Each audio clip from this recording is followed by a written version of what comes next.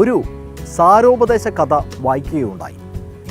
കഥയുടെ അവസാനം ജീവിതത്തിൻ്റെ അർത്ഥമെന്തെന്ന് ചോദിച്ച ശിഷ്യനോട് ഗുരു പറഞ്ഞു, നമ്മളിവിടെ ജീവിച്ചു എന്നതിന് എന്തെങ്കിലും ഒരു അടയാളം ബാക്കിയുണ്ടാകണം, അപ്പോഴാണ് ജീവിതം അർത്ഥവത്താകുന്നത് എന്ന്. അതെ, അങ്ങനെയുള്ളവരെയാണ് പ്രതിഭാശാലികളെന്നും മഹാന്മാരുമെന്നുമൊക്കെ വിളിക്കുന്നത്. അത്തരമൊരു പ്രതിഭയെ പരിചയപ്പെടുത്തുകയാണ് പ്രേക്ഷകർക്കായി പണ്ടു സിന്ധു.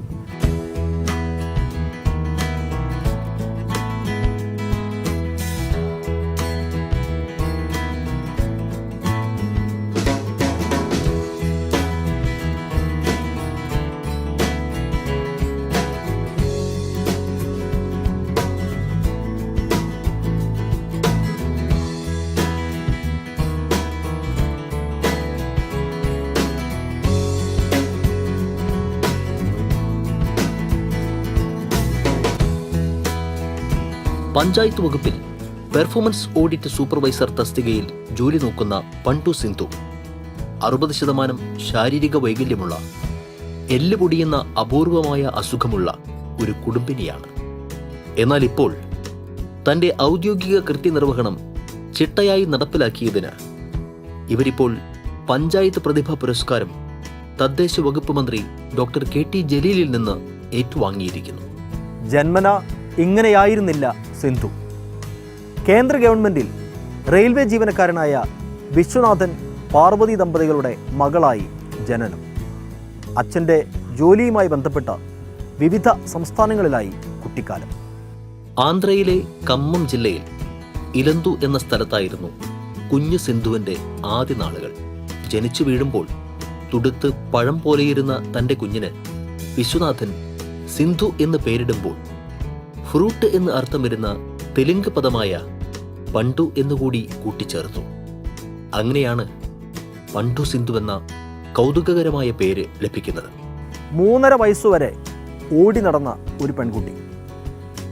നിൽക്കേണ്ട പ്രായത്തിൽ നടന്നും നടക്കേണ്ട പ്രായത്തിൽ ഓടിയും മറ്റുള്ളവരെ വിസ്മയിപ്പിച്ച സുന്ദരിയായ ഒരു പെൺകുട്ടി. എന്നും ജോലി കഴിഞ്ഞു വരുന്ന അച്ഛന് വെള്ളം കൊണ്ടു കൊടുത്തിരുന്നത് അച്ഛൻ്റെ പൊന്നുമോളായിരുന്നു. പക്ഷേ ഒരു ദിവസം ജോലി കഴിഞ്ഞ് അച്ഛനെത്തുമ്പോൾ വെള്ളവുമായി അച്ഛൻ്റെ പൊന്നുമോൾ എത്തിയില്ല. അച്ഛൻ നോക്കുമ്പോൾ പനിച്ച് വിറച്ച് കിടക്കുകയായിരുന്നു അച്ഛൻ്റെ ആ പൊന്നുമോൾ. പിന്നീടാണ് ആ ജീവിതം തകിടം മറിഞ്ഞത്. പനി വന്നപ്പോൾ അവിടെ ഒരു ചെറിയ സ്റ്റേഷനിലായിരുന്നു അച്ഛന് ജോലി. അപ്പോൾ ഈ സാധാരണ പനിയാന്ന് വിചാരിച്ചിട്ട് അവിടെ ഇലന്തു എന്ന് പറഞ്ഞ സ്ഥലത്ത് അവിടെ ഹോസ്പിറ്റൽസും മറ്റുമൊന്നും ഇല്ലായിരുന്നു. അപ്പോൾ ഇത് പനിയാന്ന് പറഞ്ഞ് സാധാരണ മരുന്ന് ഒക്കെ കൊടുത്ത് നിൽക്കുക. അപ്പോൾ അത് 2 വീക്സ് 1 വീക്കായിട്ടും പനി കണ്ടിന്യൂസ് ആയിട്ട് നിന്നപ്പോൾ അച്ഛൻ ജോലി കഴിഞ്ഞ് വരുമ്പോൾ എപ്പോഴും വെള്ളം കൊണ്ടുകിടക്കണത് ഞാനായിരുന്നു. അപ്പോൾ മോളെ വെള്ളം കൊണ്ടുപോകാന്ന് പറയുമ്പോൾ തളർന്ന് കിടക്കായിരുന്നു, എണീക്കാൻ പറ്റണില്ല. അപ്പോൾ അതെന്താണ് കുട്ടിക്ക് എണീക്കാൻ പറ്റാത്തതെന്ന് പറഞ്ഞ് നോക്കുമ്പോൾ കാല് അനങ്ങണില്ല. അപ്പോൾ ഒരു അടുത്തുള്ള ഒരു ഫാർമസിസ്റ്റ്, അവിടെ അത്രയും ഡെവലപ്ഡ് ഏരിയ അല്ല ഞങ്ങൾ താമസിക്കുന്നത്. അപ്പോൾ ഒരു ഫാർമസിസ്റ്റിനെ അവിടെ കൊണ്ടുപോയി. അപ്പോൾ അദ്ദേഹം അപ്പോൾ തന്നെ ഒരു ഇഞ്ചക്ഷൻ തന്നു എന്നാണ് പറയുന്നത്. അപ്പോൾ ആ ഇഞ്ചക്ഷൻ തരാൻ പാടില്ല ആക്ച്വലി ആ പനിക്ക്. അപ്പോൾ അത് അവർ കണ്ടുപിടിച്ചിട്ടില്ല. പിന്നെ ഈ ഇഞ്ചക്ഷൻ തന്നോടുകൂടി സ്റ്റെപ്പ് ബൈ സ്റ്റെപ്പ് മുകളിലേക്ക് പോയി തുടങ്ങി. ടോയ് തൊട്ട് ഇവിടെ ഇങ്ങനെ നടുവരെ ഇങ്ങനെ സ്പ്രെഡ് ചെയ്ത് തുടങ്ങി ഇതിൻ്റെ വൈറസ് എന്നാണ് പറഞ്ഞത്. അവസാനം ഹൈദരാബാദിൽ അപ്പോളോ ഹോസ്പിറ്റലിലേക്ക് പോയപ്പോഴാണ് അവർ പറഞ്ഞത് ഇത് പോളിയോ ആണ്, നിങ്ങൾ എത്രയും പെട്ടെന്ന് ട്രീറ്റ്മെൻറ്റ്. അപ്പോൾ തുടങ്ങിയതാണ് ഈ total residual paralysis and hips and ribs to both legs ആണ്. അപ്പോൾ കുറേ ഇപ്പോൾ +1 പഠിക്കുമ്പോഴാണ് ഞാൻ ഇങ്ങനെയെങ്കിലും ഒന്ന് നിൽക്കാൻ തുടങ്ങിയത്. അതുവരെ നിരങ്ങി അങ്ങനെയൊക്കെയായിരുന്നു സ്കൂളിലേക്ക് പോകുമ്പോഴും. അപ്പോൾ അമ്മയച്ഛനോട് കുറേ പേരിങ്ങനെ ചോദിക്കും, ഇങ്ങനെ എന്തുകൊണ്ട് ഈ കുട്ടീനെ പഠിപ്പിക്കണേ, ഈ ഒരു അവസ്ഥയിൽ പഠിപ്പിച്ചിട്ട് ഈ കുട്ടി എന്ത് ചെയ്യും, നിങ്ങൾക്ക് എന്തുകൊണ്ട് ഇങ്ങനെ ഇത്ര റിസ്ക്. അപ്പോൾ അച്ഛൻ ജോലിയുടെ ഇടയിൽ തന്നെ എടുത്തു കൊണ്ടുവരായിരുന്നു.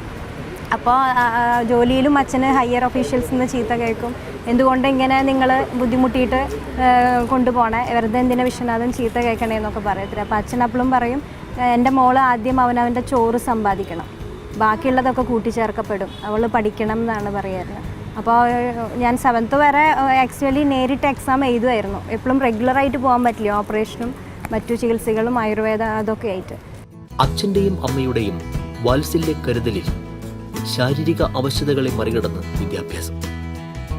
+1 പഠിക്കുമ്പോഴാണ് ഈ കാണുന്ന വിധത്തിലെങ്കിലും നിൽക്കാൻ കഴിയുന്നത്. മുകൾ നിലയിലെ ക്ലാസ് മുറികളിൽ ഗോവണി കയറിയുള്ള പഠനം വെല്ലുവിളി നിറഞ്ഞ ജീവിതാനുഭവമായി. പക്ഷേ പണ്ടുവിനെ തളരാൻ അനുവദിക്കരുതെന്ന് അച്ഛൻ്റെ വാശിയായിരുന്നു. ഒരു ജോലി നേടി അവൾക്കുള്ള ചോറ് അവൾ തന്നെ കണ്ടെത്തണമെന്നായിരുന്നു അച്ഛൻ്റെ ആഗ്രഹം. വീടിൻ്റെ 4 ചുവരുകൾക്കുള്ളിൽ അവളെ തളച്ചിടാൻ ആ അച്ഛൻ ആഗ്രഹിച്ചില്ല. പണ്ടുവിലും ആ ആഗ്രഹം വാശിയും ആവേശവും നിറച്ചു. ഒരു പൊസിഷനിലേക്ക് എത്തണം, ഒരു പച്ചമഷി എനിക്ക് വേണം. പിന്നെ സ്വന്തമായിട്ട് എനിക്ക് മറ്റുള്ള എന്നെ പോലെയുള്ള കുട്ടികൾക്കും അല്ലെങ്കിൽ 10 രൂപ ഞാൻ കൊടുക്കണ ഒരു അവസരത്തിൽ ഞാൻ എത്തണം. ആർക്കെങ്കിലും ഞാൻ സഹായമായിട്ട് മാറണം. ആ രീതിയിൽ എനിക്കൊരു ജോലി സ്വന്തമായിട്ട്. അപ്പോൾ ബാക്കിയൊക്കെ എൻ്റെ അച്ഛൻ പറയണ പോലെ എനിക്കൊരു ജോലി നേടി കഴിഞ്ഞാൽ ബാക്കിയെല്ലാം കൂട്ടിച്ചേർക്കപ്പെടും എന്നാണ് അച്ഛൻ. അതുപോലെ തന്നെ ബാക്കിയെല്ലാ സൗഭാഗ്യങ്ങളും ജോലിയുടെ കൂടെ എനിക്ക് കൂട്ടിച്ചേർക്കുക. വാറങ്കലിലെ കാകതീയ സർവകലാശാലയിൽ നിന്നും ബിരുദം നേടി അച്ഛൻ്റെ റിട്ടയർമെൻറ്റിന് ശേഷം കേരളത്തിൽ സ്ഥിര താമസമാക്കാൻ എത്തുമ്പോൾ മലയാളം സിന്ധുവിന് വഴങ്ങിയിരുന്നില്ല. ഇവിടെ എത്തി ഒരു PSC പരീക്ഷ എഴുതി സർക്കാർ ജോലിയായിരുന്നു ലക്ഷ്യം. കോച്ചിങ് ക്ലാസ്സുകൾ, വായന, മറ്റുള്ളവരെ പോലെ പെട്ടെന്ന് വഴങ്ങാത്ത ശരീരവുമായി വെല്ലുവിളികളുടെ പരമ്പര കണ്ട ജീവിതയാത്ര. ഇന്നിപ്പോൾ സിന്ധു സംസാരിക്കുന്നത് 7 ഭാഷകളിൽ. തൃശൂർ കിലയിൽ ലാംഗ്വേജ് ട്രാൻസ്ലേറ്റർ, മറ്റ് ഭാഷകളുടെ ചോദ്യാവലി തയ്യാറാക്കി കൊടുക്കുകയും ചെയ്യുന്നു. സാധാരണ സർക്കാർ ജോലി സ്വപ്നം കാണുന്നവർ ഒരു PSC റാങ്ക് ലിസ്റ്റിൽ